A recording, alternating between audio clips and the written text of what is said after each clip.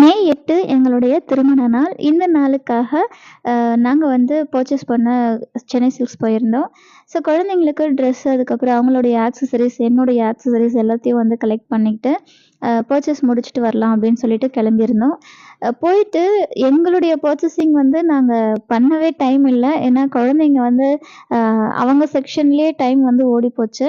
So கடைசி நேரத்தில என்னென்ன வேணும் அப்படின்னு சொல்லிட்டு சடனா எடுத்துட்டு வர மாதிரி இருந்துச்சு. எப்பவுமே சாரி எடுக்க போறோம், ட்ரெஸ் எடுக்க போறோம் அப்படின்னா, அது வந்து ரொம்ப நேரம் ஆகும். ஆனா இப்பல்லாம் வந்து குழந்தைங்களுக்கு தான் வந்து அதிகமான நேரம் ஸ்பெண்ட் பண்ற மாதிரி இருக்கு. ஸோ அவங்களோட ஹாப்பினஸ் தானே நம்மளோட ஹாப்பினஸும் கூட. ஒரு வழியா பர்ச்சேஸ்லாம் முடிஞ்சுட்டு பில் பே பண்ணியாச்சு. பே பண்ணிட்டு வெளிலயும் வந்தாச்சு.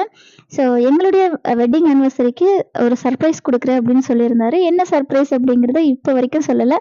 ஸோ என்ன சர்ப்ரைஸ் அப்படிங்கிறத கண்டிப்பா உங்க கூட நான் வீடியோல ஷேர் பண்ணிக்கிறேன். Thank you so much. Bye.